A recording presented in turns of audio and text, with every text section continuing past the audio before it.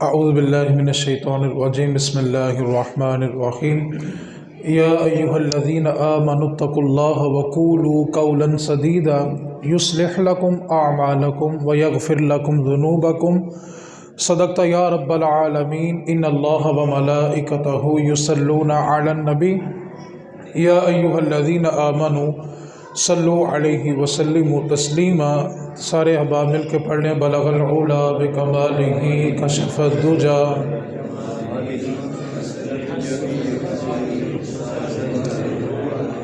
انسان فطرتی طور پر اپنے اندر لالچ رکھتا ہے۔ اگر کسی انسان کو یہ معلوم ہو جائے کہ علاقے میں فلاں دکان سے اگر چیز خریدیں تو ساتھ کچھ انعام ملتا ہے، تو انسان 10 دکانیں چھوڑ کر اس دکان پر جانے کے لیے تیار ہے۔ یہ چیز انسان کی فطرت میں شامل ہے کہ ہم انعام کے لیے تھوڑا دور جانے کے لیے بھی تیار ہیں، لیکن جب انعامات اللہ اور اس کے رسول کی طرف سے ہوں تو پھر بندہ اس کی طرف جانے کے لیے تیار نہیں ہے۔ جو درس قرآن کے لیے میں نے آیت مقدسہ تلاوت کی ہے، اللہ تعالیٰ نے اس آیت میں ایمان والوں کے لیے 2 انعامات رکھے ہیں۔ اللہ تعالیٰ نے فرمایا کہ ایک کام تم کر لو، تمہارا رب تمہیں 2 انعام دے گا، یعنی ایک کے ساتھ 2 فری۔ اب کرنا کیا ہے؟ اللہ تعالیٰ نے فرمایا یا ایھا الذین آمنوا اتقوا اللہ وقولوا قولا سدیدا۔ کرنا صرف اتنا ہے کہ اے ایمان والو، اللہ سے ڈر جاؤ اور لوگوں کے ساتھ سیدھی سیدھی بات کرو، جھوٹ نہیں بولنا۔ اگر تم لوگوں کے ساتھ سیدھی سیدھی بات کرو گے، جھوٹ نہیں بولو گے، 2 انعام دوں گا۔ پہلا انعام اللہ کی طرف سے کیا ہے؟ یصلح لکم اعمالکم، رب تمہارے سارے کام ہی سیدھے کر دے گا۔ آج کیا پریشانی ہے؟ جس کام کو ہاتھ ڈالتا ہوں وہی خراب ہو جاتا ہے۔ اللہ فرما رہا ہے کہ تم سچ بولنا شروع کر دو، رب تمہارے سارے کام سیدھے کر دے گا، کیونکہ نبی پاک صلی اللہ علیہ وسلم کا فرمان ہے من صادق نجا ومن کذب ہلاک۔ جس نے سچ بولا وہ نجات پا گیا، جس نے جھوٹ بولا وہ ہلاک ہو گیا۔ جھوٹ میں صرف اور صرف ہلاکت ہے۔ پہلا انعام یہ ملے گا کہ تمہارے سارے کام سیدھے ہو جائیں گے۔ دوسرا انعام کیا ملے گا؟ وَيَغْفِرْ لَكُمْ ذُنُوبَكُمْ، رب تمہارے سارے گناہ ہی معاف فرما دے گا۔ صرف ایک کام تم نے کرنا ہے کہ تم نے لوگوں کے ساتھ سیدھی سیدھی بات کرنی ہے، جھوٹ نہیں بولنا۔ ایک کام تم کر لو، 2 انعام دوں گا۔ پہلا کام یہ ہوگا کہ تمہارے سارے کام سیدھے ہو جائیں گے۔ نمبر 2 وَيَغْفِرْ لَكُمْ ذُنُوبَكُمْ، تمہارے سارے گناہ معاف کر دیے جائیں گے۔ نبی پاک صلی اللہ علیہ وسلم نے جب اعلان نبوت کیا ہے، آپ کوہ صفا کی جو پہاڑی ہے اس پر تشریف لائے۔ اب رسول کریم صلی اللہ علیہ وسلم نے آ کر پہلے یہ نہیں کہا کہ ایک خدا ہے، اس کی بات مانو، میں اس کا رسول ہوں، میری بات مانو، یہ نہیں فرمایا۔ رسول کریم صلی اللہ علیہ وسلم نے آ کر ضابطہ یہ بیان کیا کہ اگر میں تم سے یہ کہوں، اب حضور جن سے بات کر رہے ہیں سارے کافر ہیں، کفار مکہ ہیں، قریش مکہ ہیں، مسلمان نہیں ہیں۔ رسول کریم نے فرمایا کہ اگر میں تم سے یہ کہوں کہ اس پہاڑ کے پیچھے سے ایک لشکر آ رہا ہے اور وہ چند لمحوں کے بعد تم پہ حملہ کر دے گا، تو کیا تم میری بات کو مان لو گے؟ اب حضور نے جن سے پوچھا وہ مسلمان نہیں ہے، حضور کے پیروکار نہیں ہے، کافر ہے، دشمن ہے۔ جواب کیا تھا؟ ہم آپ کی بات اس لیے مان لیں گے کہ ہم نے زندگی میں کبھی آپ کی زبان سے جھوٹ سنا ہی نہیں ہے۔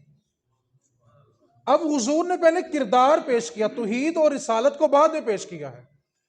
جس وقت حضور نے اعلان نبوت کیا، حضور کی عمر مبارک 40 سال 6 ماہ اور 18 دن ہے۔ انہوں نے کہا ہم نے 40 برس آپ کی زندگی کو دیکھا ہے، ہم نے کبھی آپ کی زبان سے جھوٹ سنا ہی نہیں ہے، اس لیے ہم یہ بات مان لیں گے کہ لشکر آ بھی رہا ہے اور ہم پر حملہ بھی کرے گا۔ لیکن جب رسول کریم نے یہ کہہ دیا کہ پھر ایک خدا ہے اور میں اس کا رسول بن کے آیا ہوں، تو خاندان والے لوگ دشمن ہو گئے۔ قریش مکہ حضور کا خاندان تھا، دشمن بن گئے۔ حضور کے سب سے بڑے 3 دشمن ہیں، ابو جہل، ابو لہب اور اسلہ بن شریک، یہ حضور کے سب سے بڑے 3 دشمن تھے، اور انہوں نے کوئی کسر نہیں چھوڑی حضور کو اذیت دینے کی۔ لیکن اس کے باوجود رسول کریم صلی اللہ علیہ وسلم نے اعلان کرنے کے بعد تبلیغ بھی نہیں چھوڑی۔ آج ہم جس کو ایک بار کہیں نا نماز پڑھ، وہ نہ پڑھے، کوئی سخت جواب دے، تو ہم بھلا کیوں نہیں کہتے؟ منو کیا سے انہیں میری گالی نہیں مننے کو میری بستی کرتی ہے۔ ابو جہل نے جتنی حضور کو اذیتیں دی ہیں نا، اس کے باوجود نبی پاک صلی اللہ علیہ وسلم صرف اور صرف ابو جہل کے دروازے پہ 2000 مرتبہ کلمہ پڑھانے کے لیے گئے ہیں، صرف ابو جہل کے دروازے پہ۔ اب یہ ابو جہل، ابو لہب اور اسلہ بن شریک، یہ 3 حضور کے سب سے بڑے دشمن تھے۔ اب جب حضور پر قرآن نازل ہونا شروع ہوا تو نبی پاک صلی اللہ علیہ وسلم رات کے وقت نہ پہاڑ کی چوٹی پر بیٹھ کر قرآن کریم کو تلاوت کیا کرتے تھے، اور یہ تینوں ابو جہل، ابو لہب اور اسلہ بن شریک یہ گھروں سے نکلتے اور جاڑیوں میں چھپ کر حضور سے قرآن سنا کرتے تھے۔ آپ تصور تو کریں کتنا سونا، کتنا حسین منظر ہوگا، کتنا دلکش منظر ہوگا جب یاسین والے نبی خود یاسین پڑھتے ہوں گے، ودھا والے نبی خود ودھا پڑھتے ہوں گے، کتنا حسین منظر ہوگا یار۔ اب یہ تینوں جاڑیوں میں چھپ کرنا حضور سے قرآن سنتے تھے۔ جب یہ صبح گھروں کو جانے لگے تو تینوں نے ایک دوسرے کو دیکھ لیا، کہنے لگا تو کدھر آیا تھا؟ کہنے لگا میری چھوڑ بتا تو کدھر آیا تھا؟ اب تینوں کو پتا چل گیا کہ ہم تینوں ایک ہی کام کرنے آئے تھے، کہ ہم بیٹھ کر ان سے یہ کلام سن رہے ہیں جو یہ پڑھتے ہیں۔ انہوں نے کہا کل سے کوئی نہیں آئے گا، بات پکی ہوگی، کل سے تینوں میں سے کوئی نہیں آئے گا۔ اب اگلی رات حضور نے جب قرآن پڑھا پھر تینوں نکل آئے اور بیٹھ کے جاڑیوں میں حضور کا قرآن سن رہے ہیں۔ جب یہ تسلسل بڑھتا گیا تو تینوں نے ایک دن وعدہ کر لیا کل سے جو آئے گا اس کو سزا ملے گی۔ اب جب حضور رات کو قرآن پڑھنے لگے، اب بے قرار ہوں، گھر میں جا بھی نہیں سکتے اور گھر میں رہ بھی نہیں سکتے۔ انسان کو کسی چیز کی عادت پڑ جائے تو اس کے بغیر نیند نہیں آتی، کوئی نعت ہو، کوئی قوالی ہو، کوئی غزل ہو، کسی انسان کی عادت ہو، جس چیز کی عادت ہو اس کے بغیر نیند نہیں آتی۔ اور جن کو عادت رسول اللہ کی آواز کی پڑ جائے، جن کو آواز بھی رسول کریم کی آواز کی پڑی ہو، اب ان کو کیسے نیند آئے؟ تینوں نکل آئے، اور جب صبح ہوئی نا تو تینوں نے کہا کہ ہم نے تو کہا تھا کہ کوئی نہیں آئے گا۔ اسلہ بن شریک نے ابو جہل سے پوچھا، ابو جہل ساری باتیں ایک طرف، یہ بتا جو محمد پڑھتا ہے تیرا اس کے بارے میں کیا خیال ہے؟ ابو جہل کہنے لگا کہ اسلہ، ہم نے مہمان نوازی سے لے کر میدان جنگ تک ہر چیز میں ان کا مقابلہ کیا ہے، کیونکہ ہم بنو مخزوم سے ہیں، یہ بنو قریش سے ہیں، ہم ہر چیز میں ان کا مقابلہ کرتے ہیں، حتیٰ کہ اگر انہوں نے مہمانوں کو اچھا کھانا کھلایا ہے تو ہم نے اس میں بھی مقابلہ کیا، ان سے بڑھ کر اچھا کھانا کھلایا۔ لیکن اسلہ، میں اپنے خدا کی قسم کھاتا ہوں جو یہ باتیں کرتا ہے ساری سچی کرتا ہے، اس کی باتوں میں جھوٹ نہیں ہے۔ اب رسول کریم صلی اللہ علیہ وسلم نے منافق کی جو نشانیاں بیان کی صرف اس کو سمجھنا ہے۔ 3 حدیثیں میں نے بیان کرنی ہے۔ پہلی حدیث پاک، ہم نہ سارا دن کہتے ہیں فلاں بندہ بڑا منافق ہے، فلاں بندے کی منافقت ختم ہی نہیں ہوتی، میں کسی کو منافق کہوں تو اس کو برا لگے گا، اور کوئی مجھے کہے تو مجھے برا لگے گا۔ تو لو ہم رسول کریم سے فیصلہ کرواتے ہیں کہ منافق کون ہے۔ رسول کریم صلی اللہ علیہ وسلم نے فرمایا 4 نشانیاں ہیں منافق کی۔ پہلی نشانی یہ کہ منافق جب بھی وعدہ کرے گا وعدہ خلافی کرے گا، منافق اپنا وعدہ پورا نہیں کر سکتا۔ یہ پہلی نشانی ہے کہ منافق جب بھی وعدہ کرے گا اپنے وعدے سے پھر جائے گا۔ دوسری نشانی یہ ہے کہ جب بھی اس کے پاس امانت رکھواؤ گے وہ خیانت کرے گا۔ امانت صرف کسی چیز کی یا پیسوں کی نہیں ہوتی، کسی کا راز بھی ہمارے پاس امانت ہوتا ہے۔ کسی کا عیب ہمیں پتہ چل گیا کہ فلاں بندے میں عیب ہے، وہ عیب بھی ہمارے پاس امانت ہے۔ میرے نبی پاک صلی اللہ علیہ وسلم نے فرمایا کسی کو کسی دوسرے مسلمان کا عیب پتہ چلا اور اس نے صرف اس لیے پردہ ڈال دیا کہ اس کی معاشرے میں عزت ہے، ذلیل ہو جائے گا، اور اس نے اس کے عیب پر پردہ ڈال دیا، کسی کو بتایا نہیں ہے۔ میرے نبی پاک صلی اللہ علیہ وسلم نے فرمایا اللہ تعالیٰ پردہ ڈالنے والے کو قیامت کے دن بغیر حساب کے جنت عطا فرمائے گا، اللہ اس کا پردہ نہیں کھولے گا۔ لیکن ہم جب خاندان میں جمع ہوتے ہیں، دوستوں کے ساتھ بیٹھتے ہیں، کسی ایک کو نشانہ بناتے ہیں، اور جب تک اس کے سارے عیب کھول نہ دیں دل کو سکون ملتا ہی نہیں ہے۔ میں صرف اتنا کہنا چاہتا ہوں، اس دن سے ڈر جانا چاہیے جس دن رب نے ہمارا پردہ کھول دیا۔ جانتے سبھی ہیں کہ ماضی میں کیا ہے، صرف ذرا سا پردہ ہلنے کی دیر ہے، سگی اولاد بھی سلام نہیں کرے گی، ماں باپ بھی سلام نہیں کریں گے، بہن بھائی بھی سلام نہیں کریں گے۔ یہ جتنا بھی کرم ہے نا، یہ رب کا کرم ہے۔ اور ایک بات کو یاد رکھیں، ہمیں جو رزق بھی ملتا ہے نا، اس کے کرم سے ملتا ہے۔ نامہ اعمال پہ ملنا ہوتا تو ہم جیسوں کو ایک دن کا بھی نہ ملتا۔ اور یہ بھی یاد رکھیں، جنت نامہ اعمال پہ نہیں ملنی۔ کسی شخص کو یہ گمان ہو کہ جس کی نیکیاں ہوں گی وہ جنت میں جائے گا۔ بنی اسرائیل کے ایک بندہ 700 سال سجدہ کیا، 700 سال اللہ کی عبادت کی۔ رسول کریم صلی اللہ علیہ وسلم قیامت والا دن ہوگا، اس کو لایا جائے گا، اللہ تعالیٰ اس کی نیکیوں کو تلوائے گا، حکم دے گا کہ اس کو جنت میں بھیج دو۔ جب وہ بندہ جنت کی طرف جا رہا ہوگا تو چلتے چلتے اس کی زبان سے یہ نکلے گا، مجھے تو جنت ملنی ہی تھی، 700 سال عبادت جو کی ہے۔ رب فرمائے گا فرشتوں اس کو واپس میزان پر لاؤ اور اس کی 700 سال کی عبادت ایک پلڑے میں رکھو اور صرف اس کی ایک آنکھ نکال کے دوسرے پلڑے میں رکھو، جو میں نے اس کو نعمت دی ہے۔ ایک نعمت کے بدلے 700 سال کی عبادت کم پڑ جائے گی۔ رب فرمائے گا اس کو اٹھاؤ اور جہنم میں پھینک دو۔ جب جہنم کا نام سنے گا تو رو پڑے گا، مالک معافی دے دے، غلطی ہو گئی۔ رب فرمائے گا سن، تجھے جو پہلے جنت ملی تھی نا، وہ تیرے نامہ اعمال سے نہیں، تیرے رب کے کرم سے ملی تھی۔ رب کی ذات تو بے نیاز ہے، چاہے ساری زندگی کی عبادت منہ پہ دے مارے اور کسی کی ایک نیکی کہ اس نے کانٹے کو رستے سے ہٹایا ہو، رب اس کو قبول کر لے۔ آج عبادت پر گمنڈ ہو گیا، عبادت پر ناز ہو گیا۔ ایک بات کو پلے باندھ لیں، جو اپنی عبادت پر غرور کرتا ہے اس سے بہتر وہ گناہ گار ہے جو گناہ کر کے شرمندہ ہوتا ہے۔ اس کا رشتہ جلدی جڑتا ہے، کیوں کہ وہ اس کی بارگاہ میں نادم ہو گیا، اس کی بارگاہ کی طرف اس نے رجوع کر لیا۔ متکبر عابد سے شرمندہ ہونے والا گناہ گار بہتر ہے۔ اس کو ڈر تو ہے نا اپنے رب کا۔ نبی پاک صلی اللہ علیہ وسلم کی حدیث سنیں، آپ کے رونگٹے کھڑے ہو جائیں گے۔ نبی پاک نے اللہ تعالیٰ کی ذات فرماتی ہے کہ تکبر صرف اللہ کے لیے ہے، اور اللہ تعالیٰ فرماتا ہے تکبر میری عزت کی چادر ہے، تکبر میری عزت کی چادر ہے۔ جس انسان نے تکبر کیا گویا اس نے رب کی عزت کی چادر کو پھاڑ دیا۔ تکبر تو انسان کے لیے ہے ہی نہیں ہے، تکبر صرف خدا کی ذات کے لیے، کیوں؟ وہ کسی کے آگے جھکنے والا نہیں ہے۔ تو رسول کریم نے فرمایا کہ جس کے پاس امانت رکھوائی جائے وہ خیانت کرے، وہ منافق ہے۔ دو نشانیاں جس پر میں نے کلام کرنا ہے۔ تیسری نشانی منافق کی یہ ہے کہ جب بھی بات کرے گا جھوٹ بولے گا۔ ہم سارا دن لوگوں کو منافق کہتے ہیں، اور ایک بات کو یاد رکھیں، منافق کوئی چھوٹا لفظ نہیں ہے۔ قرآن مجید کے الفاظ ہیں، جہنم کے اندر کافروں سے زیادہ سخت عذاب منافقین کو ہوگا۔ منافق اسفل النار، کفار سے نیچے والے درجے میں جہنم میں جلیں گے۔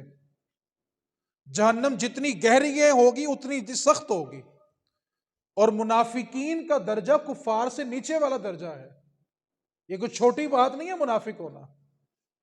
فرمایا تیسری نشانی ہے کہ جب بھی بات کرے گا جھوٹ بولے گا، اور چوتھی نشانی ہے کہ جب بھی جھگڑا کرے گا گالی دے گا۔ آج لوگ کہتے ہیں میرے منہ سے نکل جاتی ہے، اب تو اللہ ماشاءاللہ ٹرینڈ چینج ہو گیا، کہتے ہیں ہمارے پیروں کی گالیوں میں بھی فیض ہے۔ تو میں کہا 2-3 مرید بھی نکالے، تھوڑا پیر کو بھی فیض دیں۔ حضور کہہ رہے ہیں گالی دینے والا منافق ہے، اور یہ کہہ رہا ہے پیسا کی گالیوں میں فیض ہے۔ گالی دینے والا کہاں سے تصوف کا پابند ہو گیا بھائی؟ تو ہمیں یہ 4 نشانی، وعدہ کرے گا وعدہ توڑے گا، امانت رکھواؤ خیانت کرے گا، جب بھی بات کرے گا جھوٹ بولے گا، اور جب بھی جھگڑا کرے گا۔ حدیث پاک سن، رسول کریم کی بارگاہ میں ایک شخص آیا، توجہ طلب حدیث ہے، کہنے لگا محمد صلی اللہ علیہ وآلہ وسلم 4 برائیاں میرے اندر ہیں، اور ان برائیوں کی وجہ سے پریشان بھی ہوں، اور انہی برائیوں کی وجہ سے کلمہ بھی نہیں پڑھتا۔ بہت مرتبہ کوشش کیا کہ برائیاں چھوڑ دوں، کلمہ پڑھ لوں، دل چاہتا ہے کلمہ پڑھنے کا، لیکن 4 برائیاں چھوٹتی نہیں ہیں، اور 4 برائیاں ایسی ہیں جن کو اللہ رسول نے حرام کیا ہے، آپ بتائیں میں کیا کروں؟ بہت مرتبہ کوشش کیا کہ چھوٹ جائیں، نہیں چھوٹتی۔ نبی پاک صلی اللہ علیہ وسلم نے فرمایا بتاؤ وہ کون سی برائیاں ہیں؟ کہنے لگا پہلی برائی یہ ہے کہ شراب بڑی کثرت سے پیتا ہوں، اللہ رسول نے حرام کیا، نہیں چھوٹتی، بہت کوشش کرتا ہوں، نہیں چھوٹتی۔ دوسری برائی یہ ہے کہ چوری بھی کرتا ہوں، بہت مرتبہ کوشش کیا چھوٹ جائے، نہیں چھوٹتی۔ تیسری برائی یہ ہے کہ زنا بھی کثرت سے کرتا ہوں، چھوڑنا چاہتا ہوں، نہیں چھوڑتا۔ اور چوتھی برائی یہ ہے کہ جھوٹ بڑی کثرت سے بولتا ہوں۔ لیکن اے محمد اگر آپ ایک چیز کہیں تو میں ایک چیز چھوڑ سکتا ہوں، چار کی چار مجھ سے نہیں چھوڑی جائیں گی۔ نبی پاک صلی اللہ علیہ وسلم نے پھر پوچھا اگر میں ایک بات کہوں تو مان لے گا؟ کہا ہاں محمد ایک بات چھوڑ دوں گا، چار کی چار ایک دم نہیں چھوڑی جائیں گی۔ رسول کریم صلی اللہ علیہ وسلم کی آپ حکمت چیک کریں، کیسے کمال حکمت بھرا انداز تھا۔ فرمایا ٹھیک ہے تو ایک برائی چھوڑ دے اور کلمہ پڑھ لے۔ کہنے لگا بتائیں کون سی برائی چھوڑوں؟ کہا تم نے صرف جھوٹ نہیں بولنا، تو یہ وعدہ کر لے کہ سچ بولے گا اور کلمہ پڑھ لے۔ وعدہ کر لے کہ آج کے بعد جھوٹ نہیں بولوں گا، کلمہ پڑھا دیا۔ اب جب کلمہ پڑھنے کے بعد چوری کی طرف صرف ذہن گیا تو فوراً خیال آیا کہ سچ بولنے کا وعدہ کیا ہے، اگر پوچھ لیا بتا چوری کی ہے کہ نہیں، سچ بولنا پڑے گا تو شرمندگی ہو جائے گی۔ شراب کی طرف ذہن گیا تو فوراً خیال آیا کہ سچ بولنے کا تو وعدہ کیا ہے، اگر پوچھ لیا بتا تو سچ بولنا پڑے گا، اگر زنا کیا تو سچ بولنے کا تو وعدہ کر کے آیا ہوں۔ تو رسول کریم صلی اللہ علیہ وسلم میں دیکھ تو نے صرف سچ بولنے کا ارادہ کیا، اللہ نے سچ کے صدقے تیری ساری برائیوں کو ویسے ہی مٹا دیا۔ تو اللہ تعالیٰ نے ہمیں وَقُولُوا قَوْلًا سَدِيدًا، سچی سچی بات کرو، اللہ تمہارے سارے کام سیدھے کر دے گا۔ آج بندہ کہنا جس کام کو ہاتھ ڈالتا ہوں الٹا پڑ جاتا ہے، اللہ فرماتا تم سچ بولو، تمہارے کام تمہارا رب سیدھا کر دے گا۔ حدیث پاک جو میں نے سنانا ہے، تیسری حدیث پاک اور آخری حدیث پاک، اور یہ حدیث گفتگو کا نچوڑ ہے، درس قرآن کا نچوڑ ہے۔ نبی پاک صلی اللہ علیہ وسلم نے ارشاد فرمایا تین قسم کے لوگ ایسے ہیں اللہ تعالیٰ قیامت والے دن ان کی طرف نظر رحمت سے دیکھے گا بھی نہیں اور ان سے کلام تک بھی نہیں کرے گا۔ آپ تصور کریں اس بندے کی بد نصیبی کا جس سے اس کا رب بھی کلام نہ کرے، جس کی طرف اس کا رب نظر رحمت ہی نہ کرے، اس بندے کی بد نصیبی کا عالم دیکھے۔ پہلا شخص پہلا وہ شخص ہے جو تکبر کی وجہ سے اپنی شلوار ٹخنوں سے نیچے لٹکا کے رکھتا ہے۔ اللہ تعالیٰ کو یہ چیز اتنی ناپسند ہے کہ اللہ تعالیٰ قیامت والے دن اس کے ساتھ کلام بھی نہیں کرے گا، اس کی طرف نظر رحمت سے دیکھے گا بھی نہیں۔ مردوں کو حکم تھا کہ شلوار اٹھا کے رکھو، ان کی گھسیٹی چلی جا رہی ہیں، اور خواتین کو حکم تھا کہ ڈھک کر رکھو، ان کی چڑھتی چلی جا رہی ہیں۔ جن کو نیچے کرنے کا حکم تھا ان کی اوپر چڑھ رہی ہیں، اور جن کو اوپر رکھنے کا حکم تھا ان کی نیچے کو جاتی جا رہی ہیں۔ ایک عجیب فلسفہ شروع ہو گیا۔ اب تو نوجوانوں نے وہ جینز کا پائنچا کھول کے نا شوز کے اوپر سجا کے رکھتے ہیں۔ میرے نبی پاک نے فرمایا اللہ تعالیٰ اس کی طرف نظر رحمت سے دیکھے گا بھی نہیں۔ اور اللہ کی نظر رحمت کا مطلب بھلا کیا ہے؟ نبی پاک صلی اللہ علیہ وسلم نے ارشاد فرمایا کہ اللہ تعالیٰ جس کو ایک مرتبہ نظر رحمت سے دیکھے گا نا اس کو کبھی جہنم کا عذاب نہیں ہوگا۔ اور پہلا وہ شخص جس کی شلوار ٹخنوں سے نیچے رکھی، اللہ کی ذات نہ اس سے کلام کرے گی نہ نظر رحمت سے دیکھے گی۔ دوسرا وہ شخص جس نے کسی پر نیکی کی اور بعد میں احسان جتلا دیا، اللہ اس سے کلام نہیں کرے گا، اللہ اس کی طرف نظر رحمت سے دیکھے گا بھی نہیں۔ آج انسان رسوا بھلا کیوں ہوتا ہے؟ جو بڑا بھائی ہوتا ہے نا گھر کا، یا جو سارا صاحب حیثیت ہوتا ہے، وہ ساری زندگی بہن بھائیوں کے بچوں کی شادیاں کرتا ہے، اچھا سامان بھی بنا کے دیتا ہے، پیسے بھی دے دیتا ہے، لیکن جب اس کی اپنے بچوں کی باری آتی ہے تو اس کے بہن بھائی اس کا ساتھ نہیں دیتے، تو وہ شخص جملہ بھلا کیا بولتا ہے؟ ساری زندگی میں اینا واسطے کی نہیں کیتا تو ایج اینا نے کی کیتا۔ وجہ بھلا کیا ہوتی ہے؟ ہم نے کیا تھا عدلے کے بدلے کے لیے، اگر کیا ہوتا نا اس کو راضی کرنے کے لیے تو آج سارا خاندان ساتھ کھڑا ہوتا۔ اور یہاں میں صرف ایک شرعی مسئلہ بتا دیتا ہوں، عمل کرنا نہیں کرنا وہ آپ کی مرضی ہے۔ جو تحفہ اس نیت سے دیا جائے کہ کل کو بڑھا کر مجھے واپس ملے گا. کس نیت سے؟ جو تحفہ اس نیت سے دیا جائے کہ کل کو وہ بڑھا کر مجھے، یہ تحفہ دینا سود ہے. اب میں اس کی تھوڑی وضاحت کر دیتا ہوں. شادی پہ جانا ہو تو ہم سلامی دیتے ہیں. سلامی دینا بالکل جائز ہے. کیا کہا میں نے؟ سلامی دینا کیا ہے؟ تاکہ بعد میں آپ مرضی کا مطلب نہ نکال لیں. سلامی دینا کیا ہے؟ لیکن جو میں طریقہ بتانے لگا اس پہ توجہ کرنی ہے. شادی آتی ہے، ہم اپنا رجسٹر کھولتے ہیں، ان کی طرف سے کتنے آئے ہیں سارے جمع کرتے ہیں، ہماری طرف سے کتنے گئے ہیں سارے جمع کرتے ہیں. آخر میں جو فرق نکلتا ہے 1000 روپے رکھ کے دے آؤ. ایسا تو نہیں نہ ہوتا کہ ایسا ہی ہوتا ہے. سلامی دینا کیا ہے؟ یہ طریقہ سود ہے، کیونکہ آپ تحفہ اس نیت سے دے رہے کل کو بڑھا کے مجھے واپس دے گا. سلامی دینا جائز ہے، یہ طریقہ کار سود میں آتا ہے. کیوں کہ رسول کریم صلی اللہ علیہ وسلم نے فرمایا جس تحفے کی نیت یہ ہو کہ کل کو اگلا بڑھا کر واپس کرے گا تو اس تحفے دینے والے کے لیے تحفہ دینا سود ہے. تو رسول کریم جن سے اللہ کلام نہیں کرے گا، دوسرا وہ بندہ جس نے کسی پر نیکی کی اور بعد میں احسان جتلا دیا، اور تیسرا وہ بندہ جس نے جھوٹی گواہی دے دی، اللہ قیامت والے دن اس سے کلام نہیں کرے گا. اور رسول کریم نے فرمایا بندہ جس جگہ میدان معاشرے میں کھڑا ہوگا نا جھوٹی گواہی دینے والا، اللہ وہیں کھڑے کھڑے اس پہ جہنم کو واجب کر دے گا. وہیں سے اس کے پاؤں اکھڑیں گے اور وہ اوندے منہ جہنم کی تہہ میں جا کے گرے گا. آج ہماری عدالتوں میں ہمارے ججوں کے سامنے ایک ہی بندہ 10 بار گواہی دیتا ہے. عدالتوں کے باہر بیٹھے ہوتے ہیں، 1000 روپے دو، اندر جا کے وہ گواہی دے دیتے ہیں. جج کو پتا ہوتا ہے کہ یہ بندہ صبح سے 5ویں بار گواہی دینے آ گیا، اس کی گواہی پہ فیصلے ہو رہے ہیں.